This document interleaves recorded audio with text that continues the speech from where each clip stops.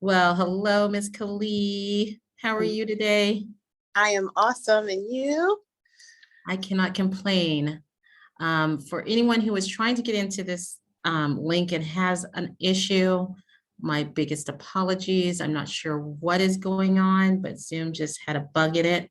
But this will be up for replay. So we'll just start this and keep it moving.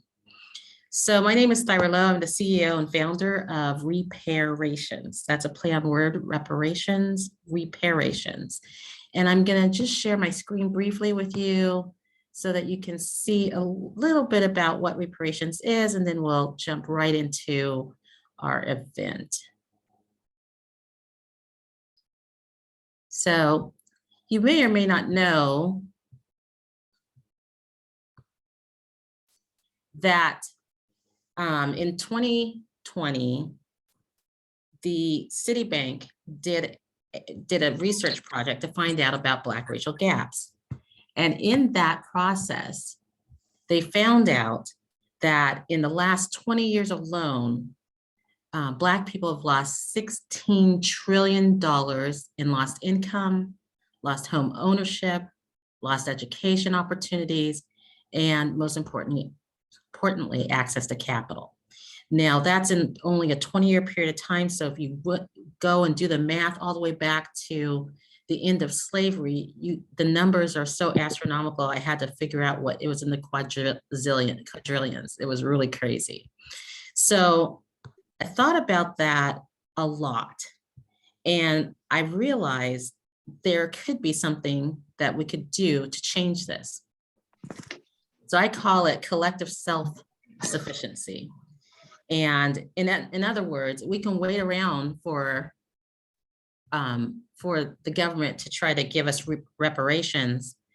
But I think that as a people, we need to come together all over the globe and do our own self-repair. And so I formed RePAIRations. So RePAIRations is the only organization of its kind that provides opportunities to, by, and for Black people. And our mission is to create an organization that has power of Black people through unity to heal, grow, and build healthy homes and communities abroad, globally, all over the globe. And we do this by bringing Black people together and harnessing our energy to create a more positive, prosperous, whole community that will change our world. So our organization is set up like this. RePAIRations is the flagship organization. It's the $10 membership, and we put our members together and we leverage our dollars so that we can provide one another with loans, access to capital, opportunities up to $25,000 in loans and or grants, depending, and to help us learn with one another, connect with one another. Then we have W Fund Global, and that is $110 a month, and that's for Black-owned businesses and borrowing up to $1 million. And then finally, the W Fund Global Afro-Match, which is an app that we're about to launch, which puts Africans and African diasporans together to start building businesses on the continent. So that is our organization. And I'm going to stop sharing now. Hello, everybody. Welcome. If you're just joining, my name is Thyra Lowe. We are just about to start on our new fun adventure to talk with Kali. So let me introduce her to you. I am such a fangirl of our guest today. She is an educator, a doula, and an overall awesome person. She and I hadn't caught up in about a year or so. And when we did, and she tells me this, that she has gone and she has visited the Gambia, I was just amazed. I was so excited about it. I had to know everything. And as she unfolded the story, I knew that other people would be wanting to hear about her travels to the motherland, because what we often hear about Africa is negative. And it makes us nervous about going, but I think everybody should go ahead and go on this journey. You know, Kali, one of the things that is wonderful about you is that you have 2 master's degrees, one in education and one in social work around early education and training. And you've been molding beautiful children since way back in New York City. But what I love the most about you is how you are with the kids. You have infinite patience, infinite understanding and love for all of our children. And it shows in how the kids respond to you and how you help them shine. I know our children love you and we all love you. Ah, So, too, and it's all received, but right here. so without further ado, let's get going. So how are you? I am well. I am well. I am well. I'm here. Okay. Of course, I'm losing my little list of questions. Did I do you any justice? And would you like to add anything to your story about who you are, your bio? You did amazing. You know, I I don't know. I guess I think big about myself, and it's always difficult for me to speak out loud about what I feel about myself and how people see me. It's always overwhelming to me. That's why I'm like, I sound cracky because you've always been and the people that are here right now, and I'm sure there are people that wherever they are, I always say that, even though you see a small amount of people, I have so much support, and I always have appreciated that you were so supportive, and the people that are in the room now, literally, were very supportive of me. And I didn't always feel like I deserved that. Now I understand that I do. That's awesome. Tell me a little bit, something interesting about yourself that nobody really knows. I was trying to think about something that no one knows, but everyone knows that I just am a lover of love and people. There's nothing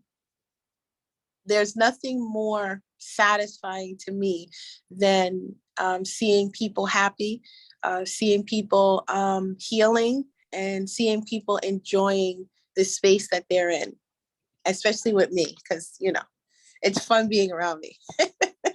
That's right. That is absolutely right. All right, so let's get into the meats and the potatoes of it. Tell me, how did this whole idea of going to Gambia even come up? It was divine intervention because, and I still am. I was pretty much at a crossroad. I was literally standing in the crossroad saying to myself, I have to do something different, because I was feeling like I wasn't living my potential. When I was younger, in single digits, I used to always want to travel the world. And being knocking on 49's door, remember when we were younger, and it was always this, like, in elementary school, we always had like pennies for Ethiopia, or something was going on, we are the world, and all those different things. And my heart has always been set on going back home, and I just didn't know when. And so the opportunity came up with some friends of mine, Imam Naeem and his wife Samira Abdullah, and they are the co-founders of Nor African Tours. And so I saw him advertising it. He's also a spiritual leader of mine as well. And I saw him advertising it, and I was like, I want to go. I want to go. And so my sister friend Asia, she said, and you're going to go.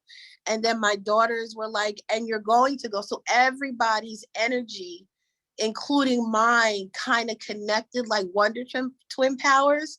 It was like we all kind of activated this energy. And I was lying in bed one day and I said, Allah, if it's meant for me to go, move all the barriers out of the way.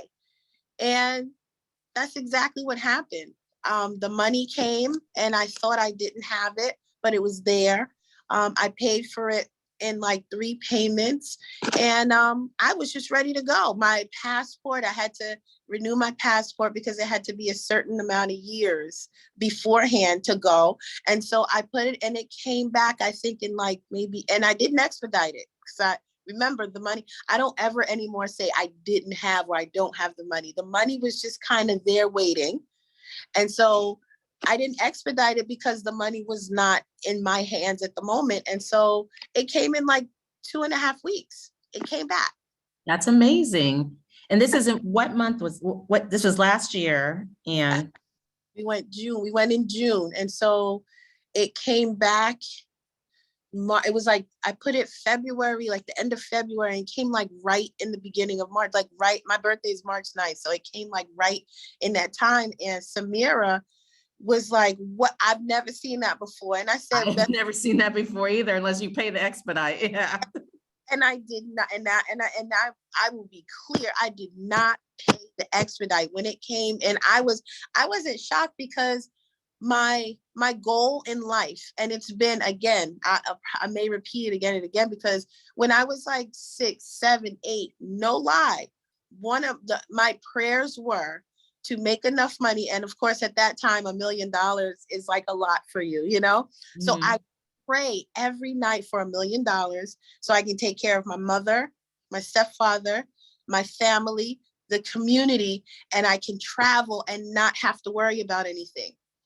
And so it's been my prayer forever like that. And so but I didn't know about travel. I went to Costa Rica and Spain with my daughter on her school trips, and gone to Canada, but I've never had to do anything, except, your passport and stuff. So I didn't know that it wasn't supposed to come that fast, but Allah, inside of his infinite wisdom, he made it happen, Said those I am statements, and then it manifested. I think that's probably one of the best parts of the story.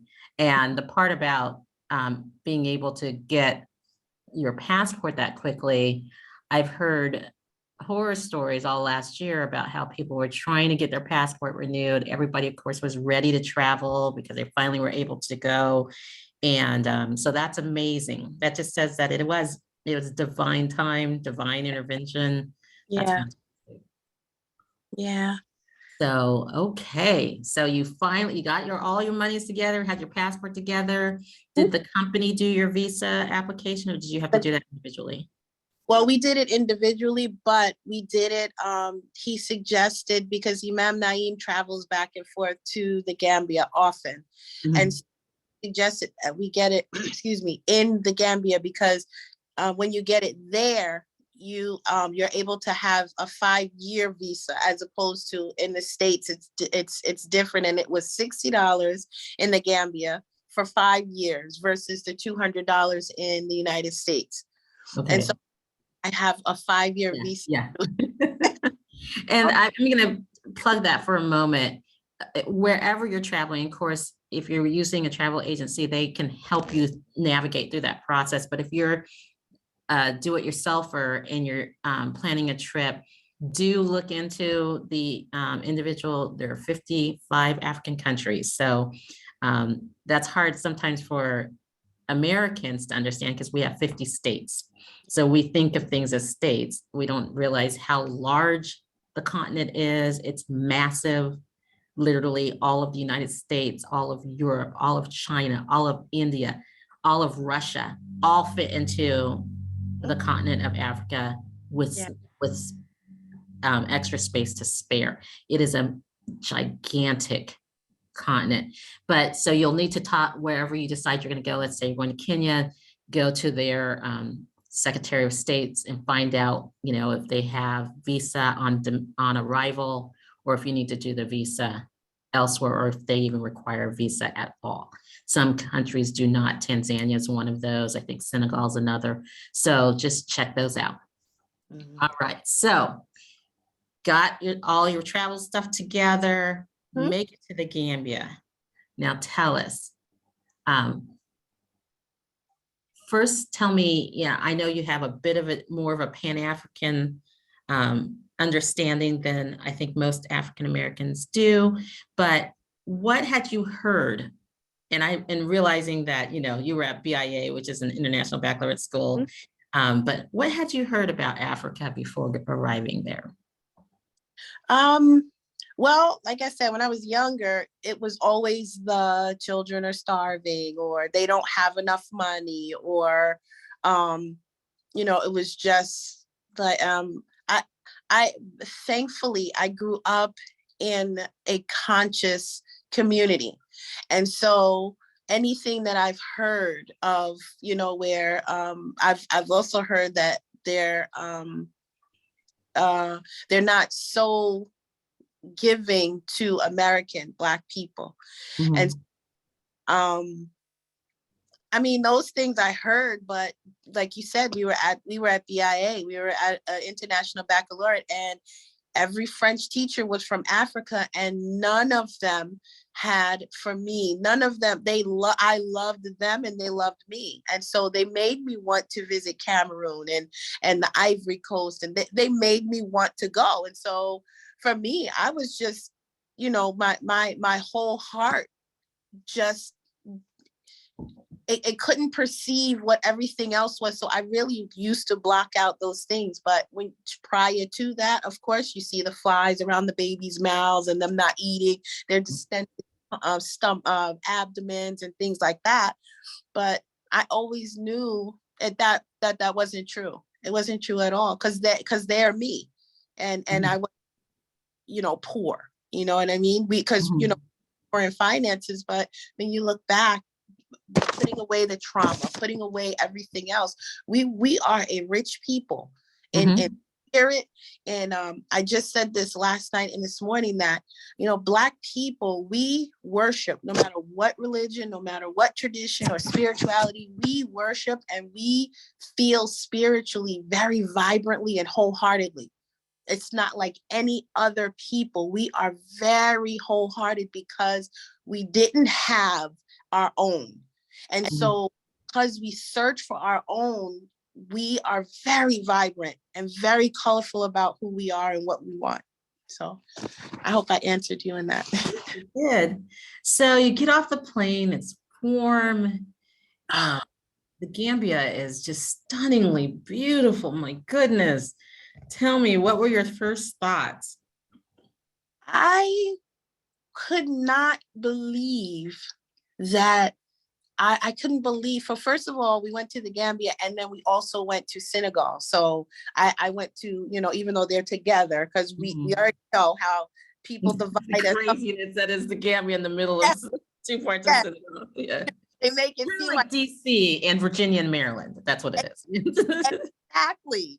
And so, knowing that fact, it's like, I'm just kind of going across the street. I'm going down the street to Auntie's house or, going over.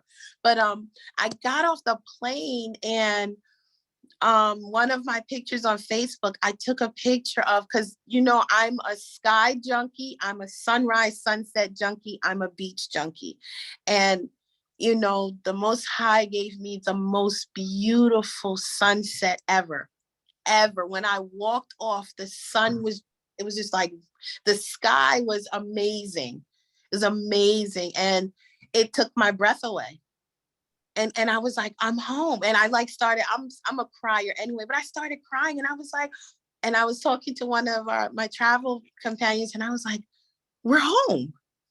We're home. And that's what I felt. That's amazing. Fantastic. So, all right, let's step back one little bit. How long was the flight and where'd you fly out of? We flew out of JFK in New York, and the flight to Brussels, I feel like, was like 5 hours. And then that was a 4-hour delay. What was that? I have no idea, but we were there for 4 hours and it was crazy because I didn't care. Like, normally, if you're stuck somewhere for 4 hours, you're like, are you kidding me? I didn't sleep. I was just kind of up. One of our travel companions, it was a family they had 3 children. It was a husband and wife, and they had 3 children, and then the youngest was 2. And so what happens naturally, Thyra, when I'm with kids? So I was kind of watching him while, dad was taking a nap and mom had gone to get something to eat. So I'm watching them and we're, talking, I'm changing diapers and all this other stuff. And it was like, there was, I can't remember, it was a comedian that was like, I'm just happy to be here. Like, I'm just happy. I was just happy to be there. I was just like, number one, I'm in Brussels. Like, I'm in Brussels. And so we leave the airport because it was only 4 hours. So yeah. And then that flight, I feel like it was another 4 or 5. And the crazy thing is details. Because when you asked me to interview, I was like, oh my gosh, the details. For me, I see everything that's big, but I think it's like 4 hours. I feel like there's somebody on here who she actually, she goes back and forth to the Gambia and she, so I feel like that's around the time, but yeah, it was hard because, I'm not a small lady.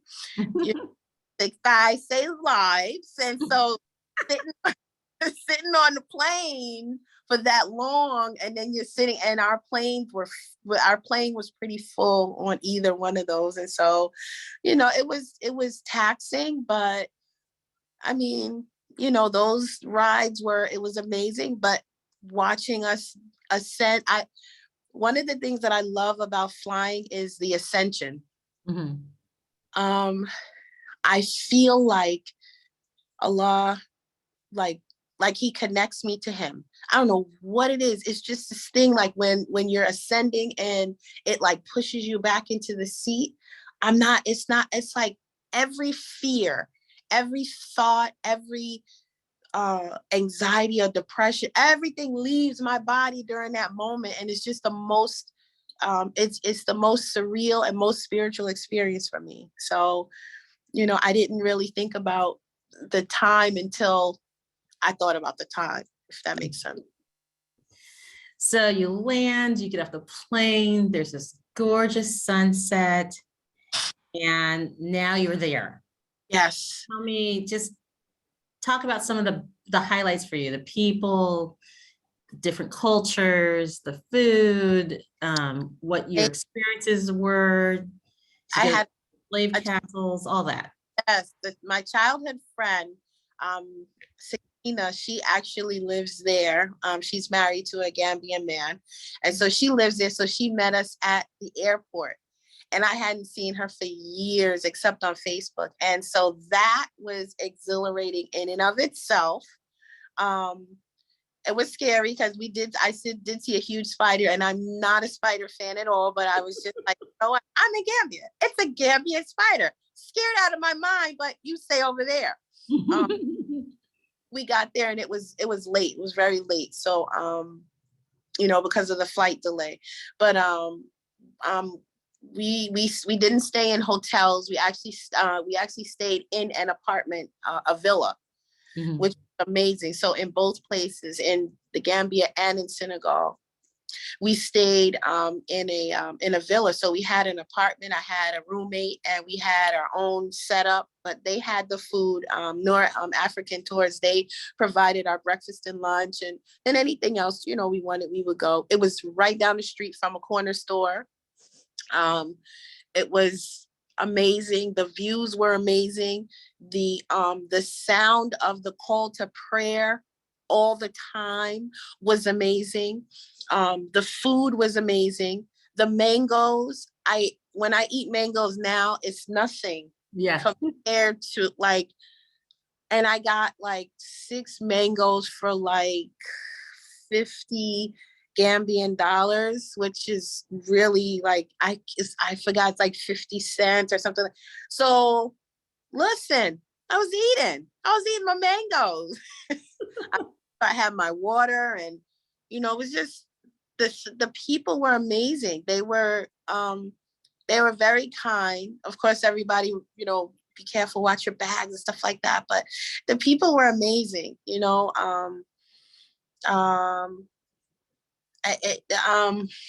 The sights, everything was so amazing.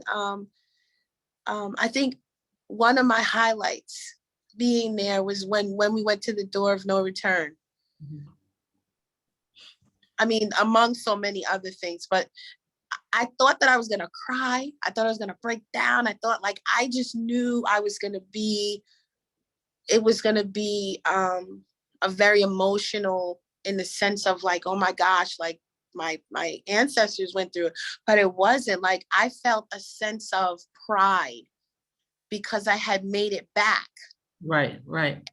Made it back with 2 master's degrees, with 3 dope children and 2 dope grandchildren.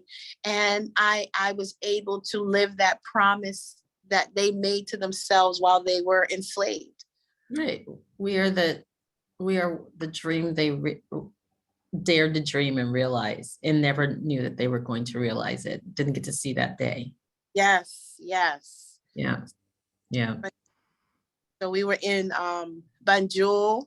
That's where the airport is. We went to Serekunda, which is so this tour, I would be remiss if I didn't mention the tour that the Imam and his wife established its foundation is to bring African American Muslims back to Africa so that we can reclaim the truth that we didn't get Islam when we were here. We had Islam already. Where you left, right. Mm-hmm. And yes, and he's a historian. So even when our tour guides were giving us tours of like Kuntikende Island, I will say those tour guides, oof, they had me crying just in them connecting us to home. Mm-hmm. When we were at the door of no return, when we were in on Goree Island, some of the tour guide, it was like they were just it was almost like red, they was like red. And so I felt like, I mean, we could, and so when the Imam would interject, it was like, yo, he just put like power into where we were standing. And some of the women in our group, they would like go inside of the little caves where they had the women, and and that part was emotional. Like I couldn't sit in those spaces. It felt very sacred to me, but it also, I felt like, ugh.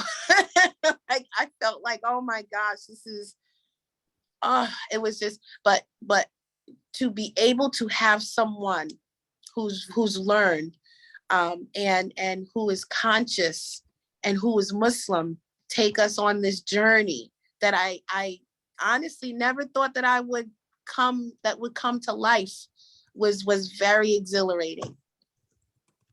That's amazing. Yeah. In terms of, you talked a little bit about feeling as though you were home, that you were coming back home. And that's a sentiment that I think every diasporan usually says after, they got to the continent, they went to whatever country or countries that they were going to travel to, and just the feeling of belonging and the welcoming nature of the people that are of the African people in that country. And that's one of the things that I'm determined to help our diasporans all over the world. I believe that every one of us should put our feet on the ground in Africa.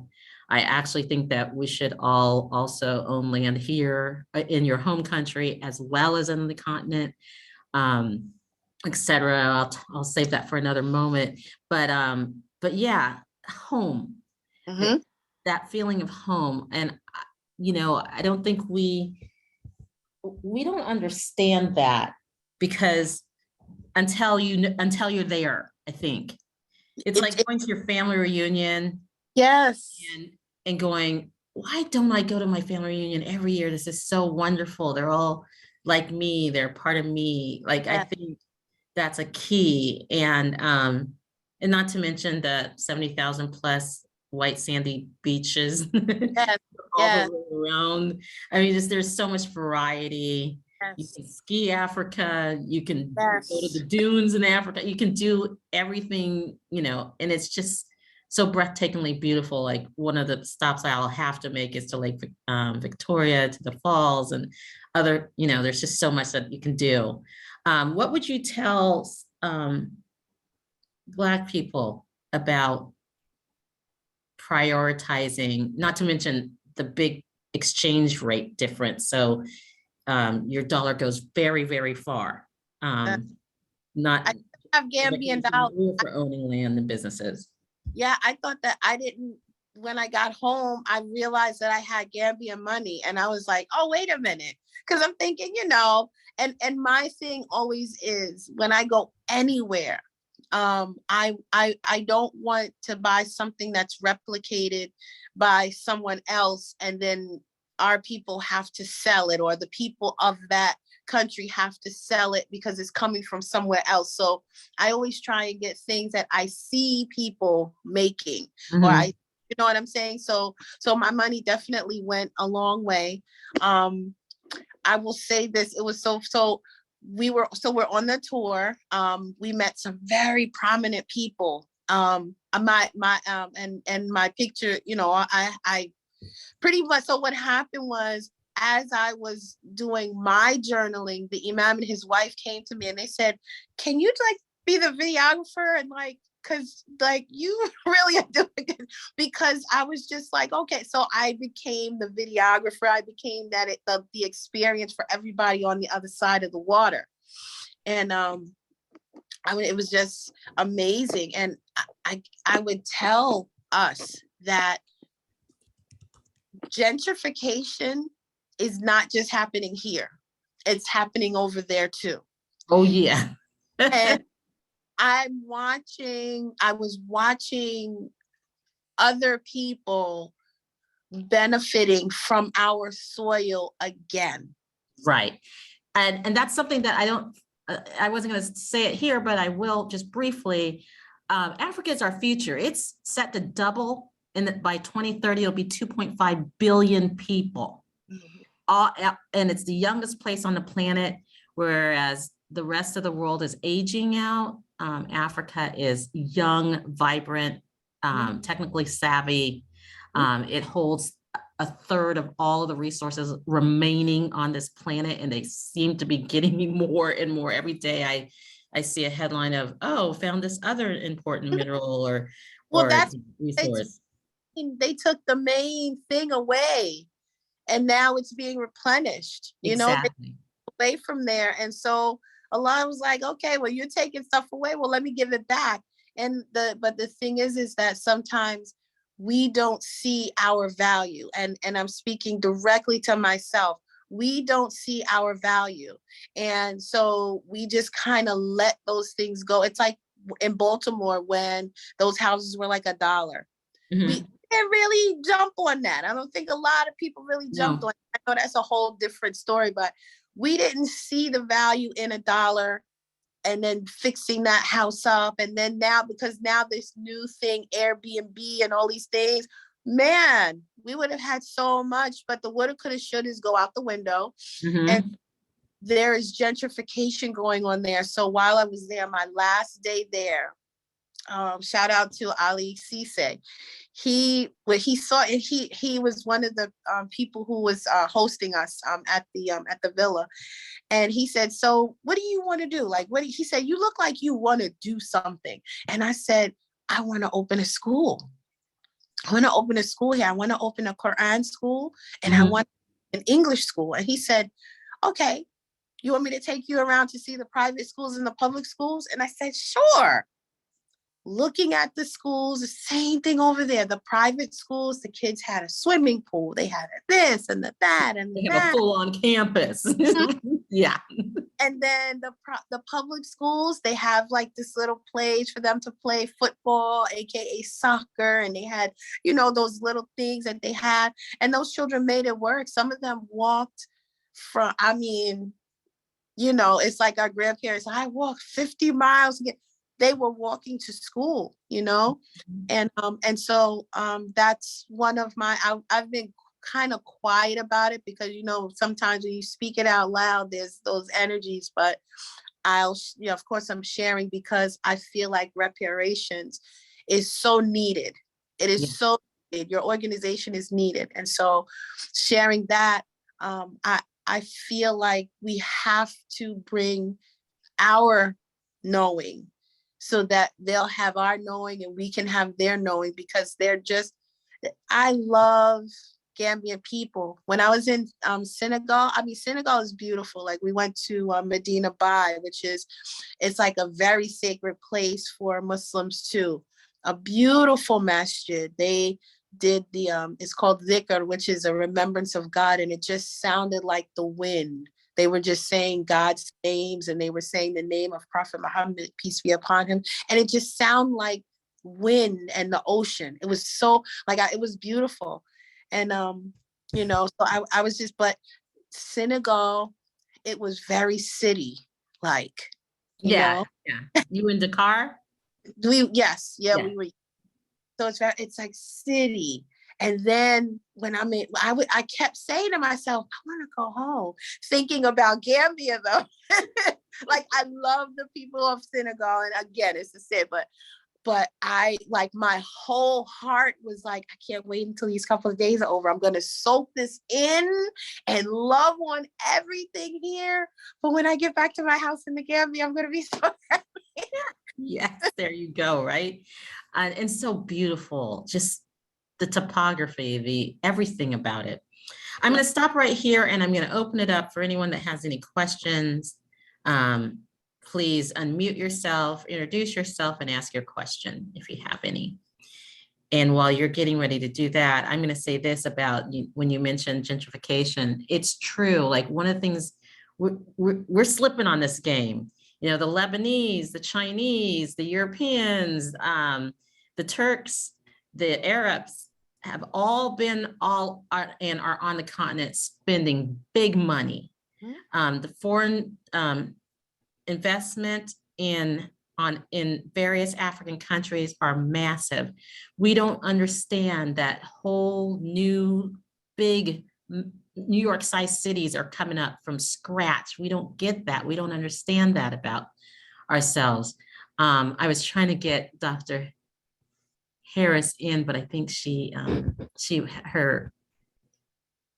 her phone charge was dying and she wasn't able to charge it.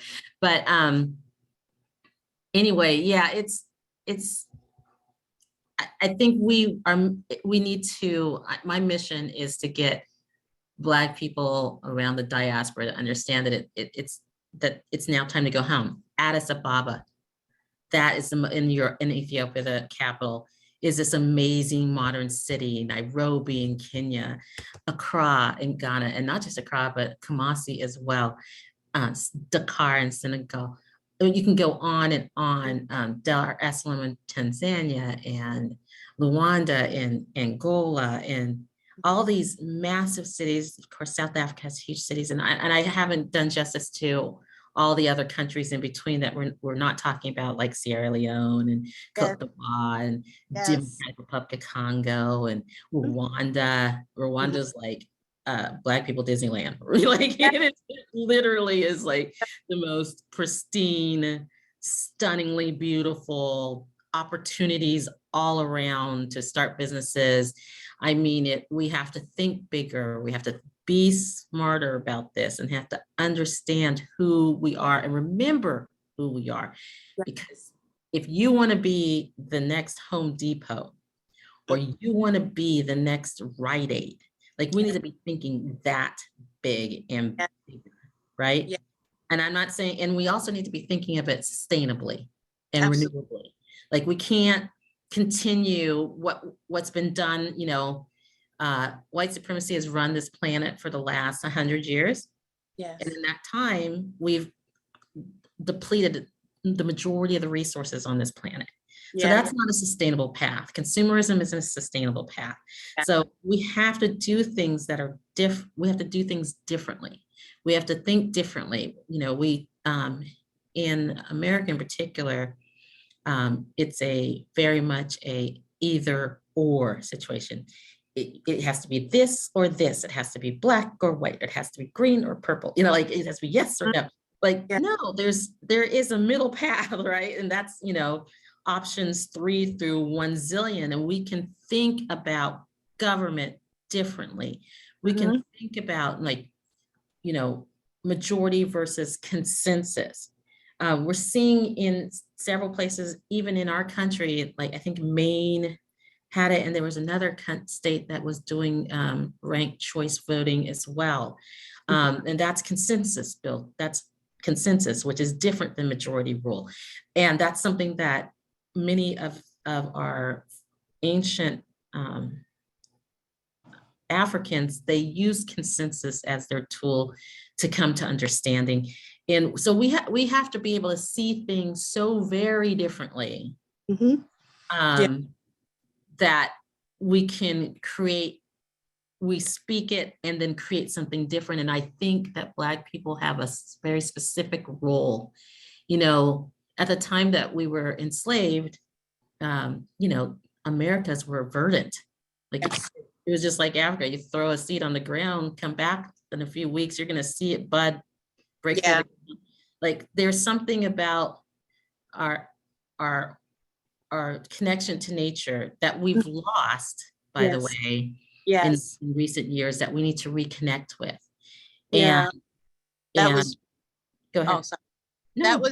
That was one of the things, like as beautiful as it was, then you still, on those flip sides, you saw, you know, a lot of litter and different things like that. So you saw those things, you saw you saw traces and very prominent, the face of capitalism trying to come, you know, over into, you know, that space. And you saw, you know, there, you know, we saw some, you know, where the white women, of course, were coming over there because that's a big thing. They come over there for the Gambian men, and then, you know, with the trafficking and stuff, or people just coming in those spaces.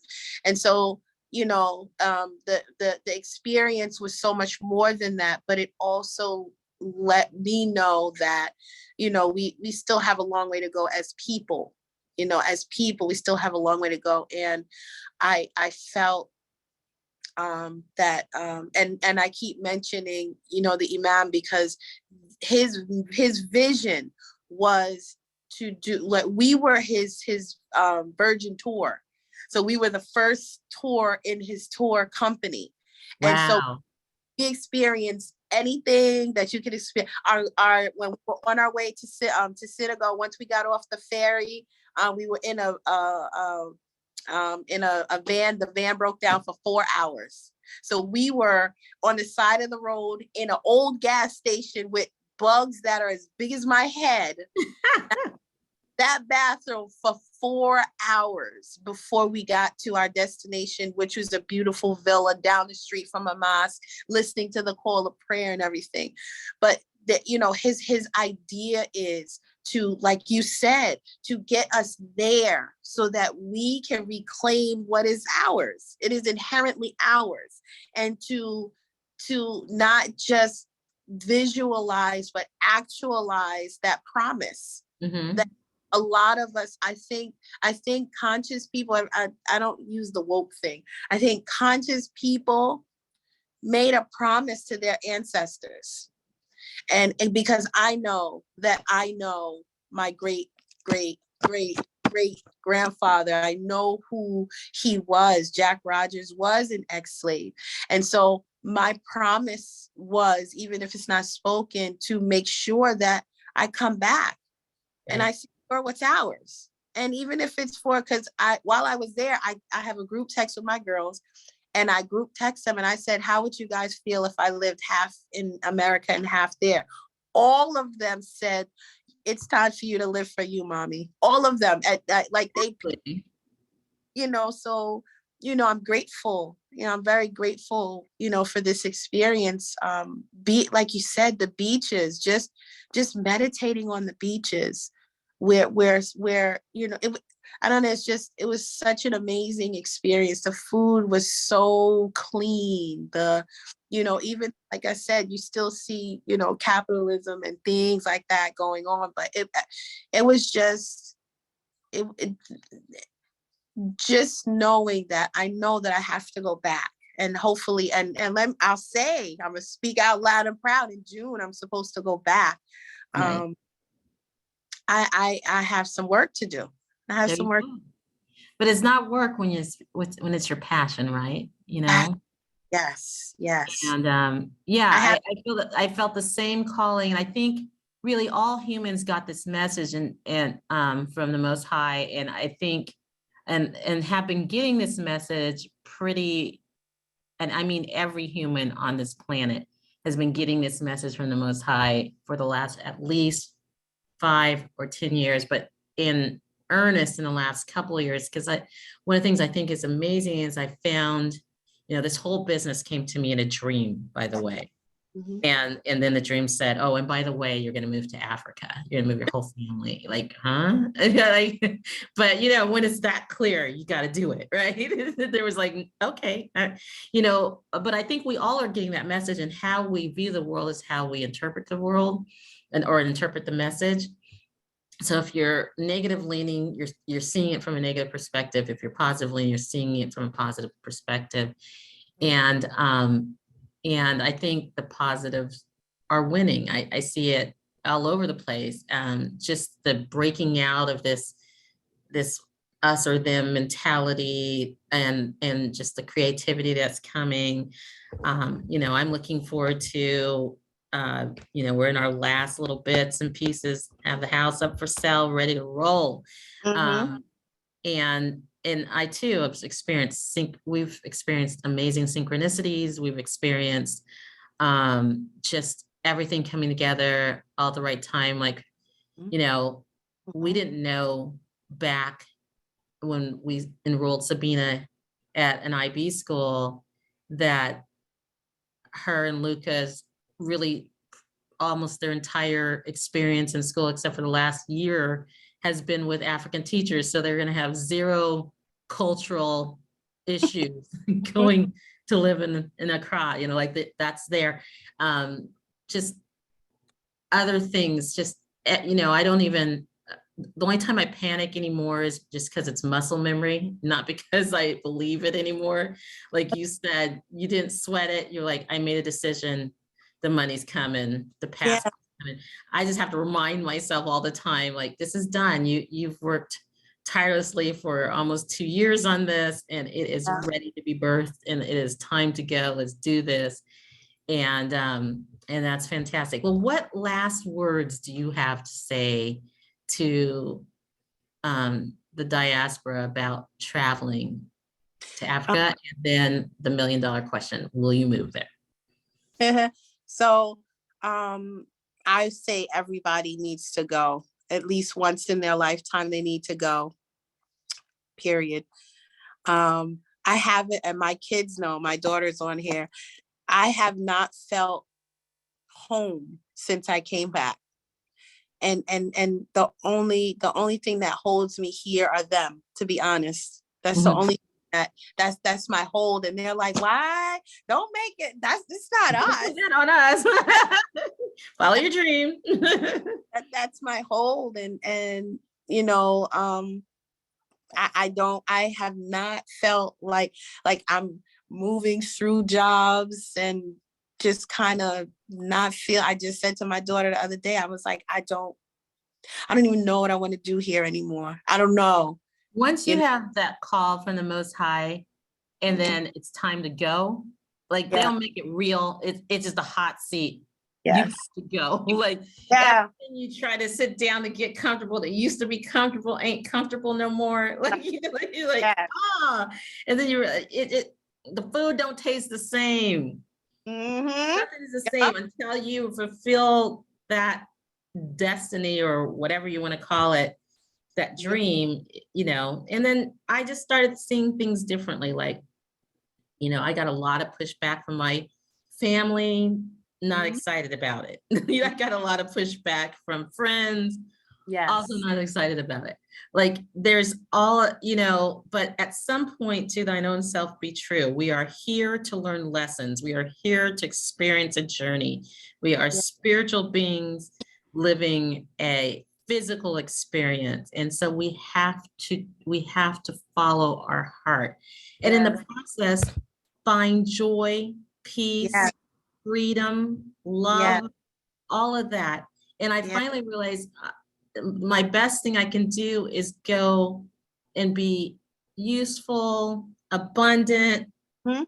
Mhm. happy, and show my family that when they see, just like any immigrant that comes from anywhere, when they get over there, they struggle hard, they get to where they need to be, and then the rest of the family is like, oh well, okay, I see. Yeah.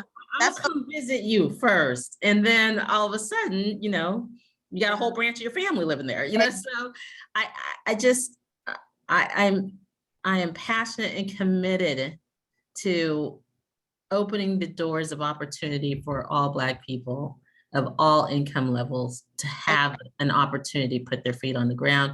And then I want to encourage them all to own land here at their yes. home and then own land abroad in Yeah. Africa.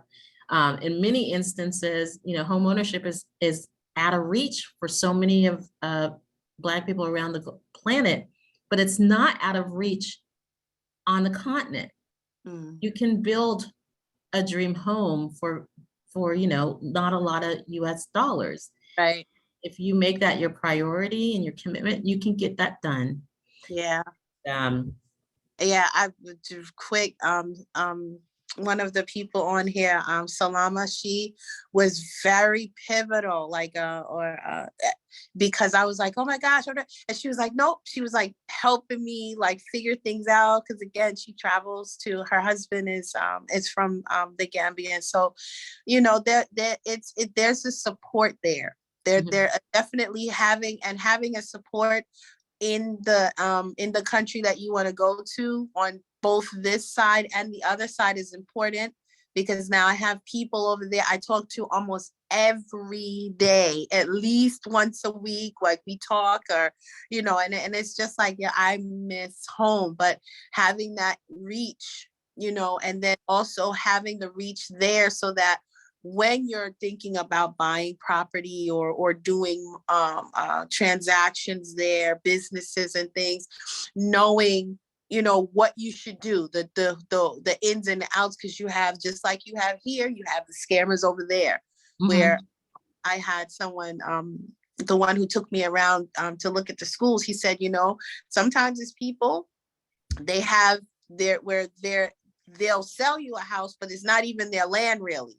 So you have all those little nuances that you still have to worry about, but having a connection, which is what you're doing, which is what the imam is doing, having connections on either side of the water is one of the most important things, I think, yeah. for us.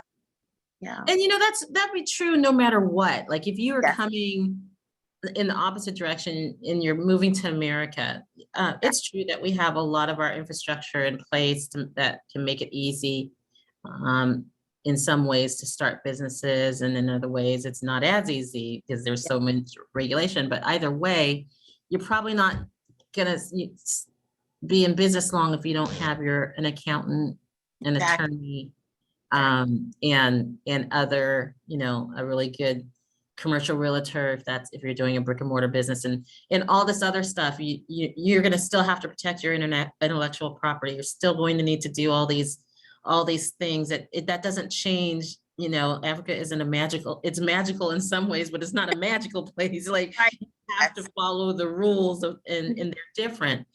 And I think I think that is key. And one of the synchronicities was that my husband, who went to school up in Vermont, ends up, two of his classmates, one was Ghanaian and the other married a Ghanaian. And we've all like connected together. Like they hadn't spoken since probably a little after college. And now here we are reconnecting again. And or in his case, he's reconnecting with his old friends. I didn't know them obviously beforehand, but so everything, you know, like I'll be at the grocery store and I'll hear somebody's accent. I like look over, I'm like, where are you from? And they'll, Ghana. Okay, yep. Then have a conversation about schools in Ghana. Like, you know, like it is, Yeah. when it is meant, it is meant. Yes. And whether you're in the Caribbean, whether you're somewhere in Asia, whether you're in Europe, you're in the US, you're in Central or South America, or Australia, anywhere else you are on the planet, it's time for us to come together. It Yes. is time for us to work cooperatively, Yes. to not wait around for government or some other entity to say it's okay for us to do whatever. I think the biggest message I have to my people is do not focus on what you don't want. Only focus on what you do. And Yes. it's a hard thing to do because we spend all our time, I can say this with conviction, I spent the majority of my years on this planet fearful. I'm an emergency planner, but in my background for my entire career, so I'm naturally oriented towards a disaster, you know, so it's I have had to change my thought process and how I see the world. And, you know, and I finally concluded that understanding the laws of the universe, that what you put out is what you get back. Where you put your intentions, and your attention is what it's coming to you. It's agnostic. So if you say it doesn't understand, I don't want, it just hears want. So if you say, I don't want racism, but all you're talking about and thinking about is this racist thing happened back then, we have a coffee clutch about, you know, all this stuff. But what we really should be looking at and focusing on is the future. Yeah. You know that what we want it to look like, because once we say it, thoughts become things. So yeah, that's is our focus. yeah, and it reminds me of something that Allah said to us as he says, I am to my servant what he thinks that I am. Yep. And so if you just think of course there's, you know, judgment and things, but if you think that something is happening and there is no peace in that, or there is no reciprocity in that, or no positive in it, then that's what it's going to be for you. Yeah. If something happening, and no matter what the negative is about, then it's, you know, you start to see it. And as I say it, I have to still say it to myself, you know, that, you know, so if my cup spills, okay, it's spilled. The table may have needed to be clean. Who knows the reason for it? But to be upset because it's spilled, it's spilled. You it's know, a waste of time, right? Yes. I've had to learn that. Like one day I was just, everything kept delaying me getting out the door. Then I got out the door and then I had to turn around and come back. And now I was mad about it because I was late for where I needed to be and yada, yada. And then it hit me. I may have been avoiding a terrible accident or some other something that I wouldn't be privy to. Yes. But my spiritual team is. And so, you know, and so I kind of try to recover quickly now. I'm not always the best at it, but I always try to recover quickly. Same. And I needed this. And it's funny because this was, again, everything that happens in my life, and it's with everybody too. I'm just thinking in terms of like my healing journey for the past almost 3.5 years. My healing has been, everything is divinely stamped. And so today, I needed this today. I needed this today. and this is how we have to see movement. This is how we have to see what we want and how we're going to do it and how we're going to move forward, especially with the idea of us reclaiming what's ours. Right. Our birthright. Yep. Yes. It's our birthright. Yes.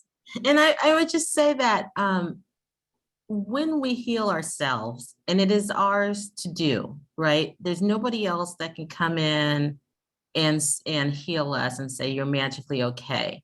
We have to do the work for ourselves. And it doesn't have to, and if we view it in the vein that it is, which is I'm having these experiences to learn these lessons. And then once I know it, and then you Mhm. can let go. Not every pain is easy to let go, but Mm. all pain can be let go. Let Yes. go of. So We need to do a podcast or something. I know, right? Let's do this. Yes, I was thinking about a podcast because I don't have enough to do, but yeah, I do. I was thinking like we got words to say, right? Yes. Yeah. Okay, yes, yes. So I'm going to leave it here for now. I want to say a couple of words though. I want to first thank you, Kali, and everybody that joined. There was a problem with the links. I'm not sure what happened. So I know that there is like 5 or 10 people out there that are just like, why is this not working? But fortunately, we're recording this, so everybody's going to get their opportunity. If there's any last words, any questions that people have, please unmute yourself and chime in, or raise your hand and I will unmute you if that's necessary. And then while I'm doing that, I'm going to talk about the purpose of this particular event, not just was, of course, to hear your story, which is amazing. Thank you very much. But it was also it's to kick off our independent Black social network, which is called RePAIRations Village. And I designed this. It looks a lot like Facebook. It kind of feels like that. So you should be able to use it that way. It is free. It will always be free. It is our opportunity to get together virtually. One of the things we learned over the pandemic is that you can do big things even when you're sitting at your house looking at a little screen on your phone or computer. And it's time for us to do that. And I realize we spend a lot of time just dissecting problems and complaining about things and whatever, instead of focusing on the positive. So this network is relentlessly positive. Like there are places where if you want to discuss the latest event of trauma, you can do that there. And I'm not saying that that there are some events that you just have to do, like, George Floyd and that sort of thing that we have to talk about. But really, when we talk about things, let's talk about it in a way that is moving us forward. Healing, it's positive, and it's now what do we do next, as Yes. opposed to that navel gazing that we've been doing for a very long time. One of the things that worked so well at George Floyd marches, Black Lives Matter marches back in 2020 wasn't that we fixed the race situation. In fact, we're moving backwards, at least in America, in terms of Jim Crow and that sort of thing. We're losing our rights, not gaining them. But the part that we should focus on is how coming together mobilized the world and reverberated around the world in every part of the world, whether that, it just did. And that's the part that I don't know that we are catching, that when we all came together and we had a goal, right? That goal was to get Trump out of office. Sorry if you're Republican. But that was the majority of Black people's goals at the time. And they did that, right? Like it was a landslide for Biden and Harris. The point is that it happened because we came together. Now let's come together and create our future, the future we always wanted for ourselves, that we definitely want for our children and grandchildren, and the place that we want to live in right here, right now. And that's what this network does. It allows us all to get together. We take from the web all of the best stories of Africans and African diasporans, and we put it there. We need your help to do that. The internet's a huge space. And want to have conversations. The goal here is that this is just an online community. It's a community like any other community where people can connect online, and then they can grow and do great things from those connections. And like I said, collective self-sufficiency is the word, is the new phraseology that I'm going to talk about, because we can't do it alone. I think you have to do it together, but you also there's a self-sufficiency piece to that, and a responsibility and ownership of our own emotions, ideas, concepts, thoughts, and changing and loving ourselves, learning to love ourselves, and from that radiates love to all over the planet. And so I ask you, I put the link in the chat, and I will follow up with you folks also if you want to continue to get information about us. We won't spam you, but choose the bit.ly/1 Black Unity and join the conversation, add to the conversation. As this thing, I hope, will be snowballing, growing. There are paywall portions of it, for if you belong to the membership of RePAIRations, there's paywall pieces where there's extra training and things that come for free. But on our free site, we have lots of value, and we're going to continue to add value to it. We also have a separate site for social impact organizations and a separate gated site for our Black-owned businesses. So again, it's in the chat. You can always go to our website, which is RePAIRations, so reparations, but repair.global, and you can join there and find out more information, and we'll move from there. Mm-hmm. Any thoughts? Last thoughts, comments, questions, ideas? Thank you. Thank you. Thank you so much. And we will be talking again. Yes, definitely. Yes, definitely. All right, everybody, have a wonderful day. Thank you for joining, and have a great evening.